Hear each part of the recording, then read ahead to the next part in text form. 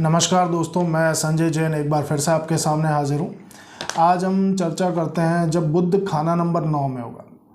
जब बुध खाना नंबर 9 में होगा, खाना नंबर 9 जो है वो बृहस्पति का पक्का घर है, किस्मत की बुनियाद है खाना नंबर 9। और जब भी बुध यहाँ बैठता है, बुध जो है वो बृहस्पति का शत्रु है, और जब भी बुध बैठेगा तो उसकी जड़ों को काटता होगा, यानी बृहस्पति को काफ़ी हद तक वो ख़राब करता है और ख़ुद बुध खराब होता है बृहस्पति के घर में। इसके अलावा बुध, हम पहले समझते हैं कि बुध है क्या। बुध जो है वो हमारी नसें हैं, हमारी नाड़ियाँ हैं। बुध जो है हमारी कम्युनिकेशन स्किल है, हमारे बोलने का तरीका है। इसके अलावा हमारे जो दांत हैं वो बुध हैं। हमारे सर का जो खांचा है, खोपड़ी जो है वो बुध की है। रिश्तेदारों में देखें तो बहन, बेटी और बुआ, ये बुध से डिनोट करते हैं। किन्नर जो हैं वो बुध के अंतर्गत आते हैं। परिंदे जो हैं वो बुध है। इसके अलावा आसमान का जो खाली दायरा है वो बुध है, आसमान बुध है। और इसके अलावा जो गोलाई है, जो गोल शेप है, वो बुध का है। जब भी बुध खाना नंबर 9 में मंदे असर का होगा, अमूमन खाना नंबर 9 में ये बहुत अच्छे रिज़ल्ट नहीं देता, ये ख़राब रिज़ल्ट देता है खाना नंबर 9 में। और जब भी बुध खाना नंबर 9 में होगा तो इसके लिए ये है कि जो ये मैंने चीज़ें बताई, नस है, नाड़ियाँ हैं, इनसे रिलेटेड प्रॉब्लम्स रहेंगी। जो बुध से रिलेटेड चीज़ें हैं उनमें प्रॉब्लम रहेगी। बुध से रिलेटेड आशियाँ हैं, बुध से रिलेटेड जो रिश्तेदार हैं उनमें कहीं ना कहीं खराबी देखने को मिलेगी। बहन, बेटी, बुआ के सुखों में कहीं ना कहीं कमी होगी, या उनके हालात जो होंगे वो बहुत अच्छे नहीं होंगे। नसों की प्रॉब्लम्स रह सकती है, दांतों की प्रॉब्लम रह सकती है। हमारे सोचने की जो क्षमता है उस पे कहीं ना कहीं इफ़ेक्ट करता है बुध खाना नंबर 9 का।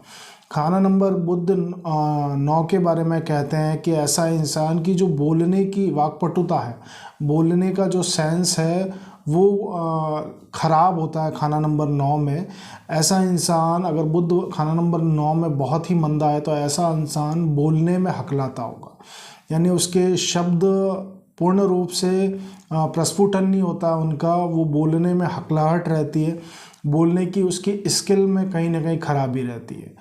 इसके अलावा जो दांतों के रोग हैं, नाड़ियों के रोग हैं, नसों के रोग हैं, वो बुध से देखे जाते हैं कि बुध खराब है खाना नंबर 9 में उस समय ये। और इसके अलावा बुध कहीं भी हो, ये चीज़ें अगर ख़राब है तो बुध के हालात ख़राब होंगे। मंदेपन में एक चीज़, जैसे मैंने आपको कहा कि वो हकलाता होगा, और उसका जो नसीब है खाना नंबर 9 में जब बुध बैठा होगा तो उसका नसीब कमज़ोर होगा, यानी भाग्यहीन इंसान बोलते हैं इसको।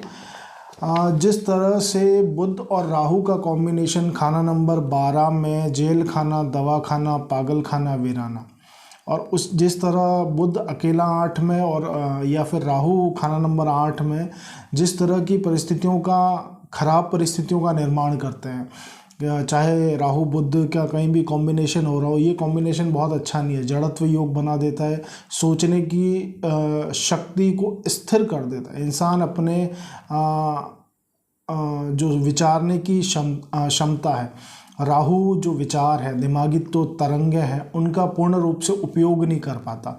और राहु बुध मिलके जड़त्व बनाते हैं तो सोचने की जो क्षमता है वो स्थिर हो जाती है, बहुत लार्ज स्केल पे वो नहीं सोच सकता। इसके अलावा राहु 8 में हो या बुध 8 में हो, राहु बुध का कहीं भी कॉम्बिनेशन हो रहा हो, स्पेशली खाना नंबर 12 में जो खराब योग है राहु बुध का, तो उसी तरह से बुध 9 में जो उसका नसीब है, वो किस्मत का जो उसका हाल है वो काफ़ी हद तक मंदा होता है उसके जो।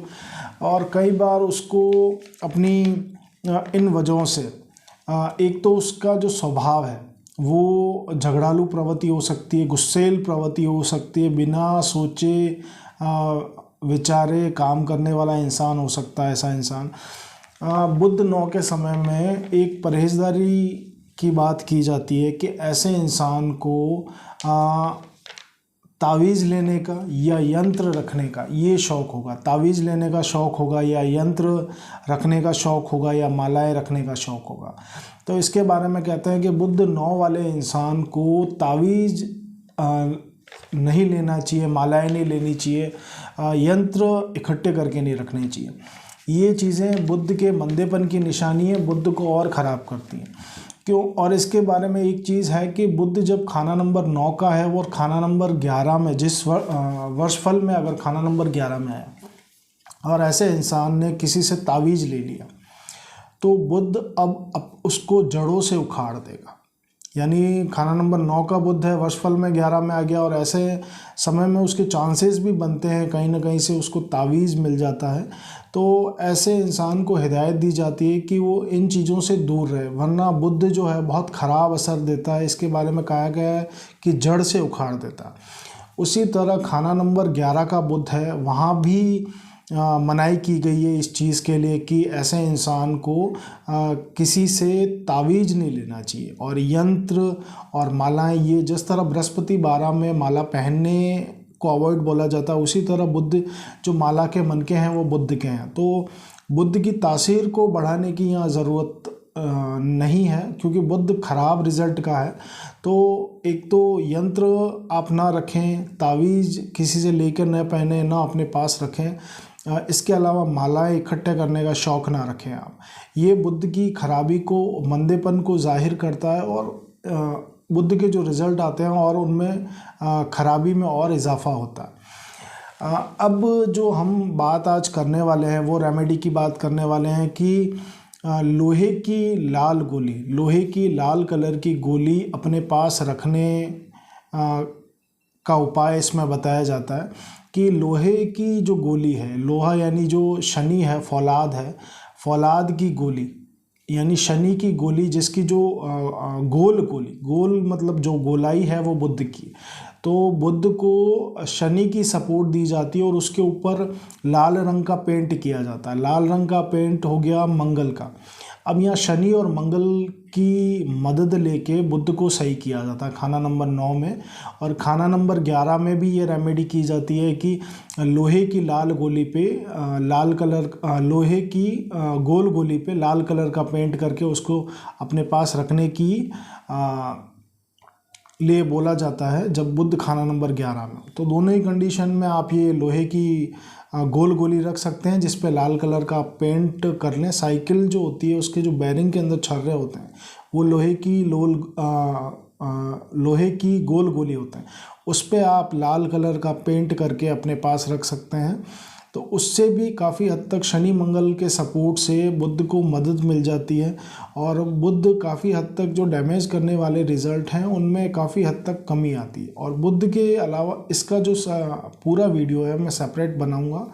तो यहाँ पे जो मेन, जैसे बुध खाना नंबर 3 में है और खाना नंबर 9 में है, तो यहाँ बुध को के लिए नाग छेदन का उपाय बोला जाता है। अब नाग छेदन का जो उपाय है वो अंत की रेमेडी, जब सारे उपाय काम करना बंद कर दे, इंसान को अपनी ज़िंदगी में कुछ ना सूझ रहा हो, जब सारे उपायों से भी उसके बाद उसके जीवन में अगर बुध की मेन तो वहाँ दिक्कत है जब बुध की महादशा चल रही हो, अंतर्दशा चल रही हो या वर्षफल में बहुत ज़्यादा खराबी दे रहा हो बुध, उस समय उपाय करने की ज़रूरत है। बाकी और नाग छेदन जो उपाय है वो अंत में करवाया जाता है जब किसी भी प्लैनेट, कोई भी प्लैनेट मदद देने को तैयार नहीं है।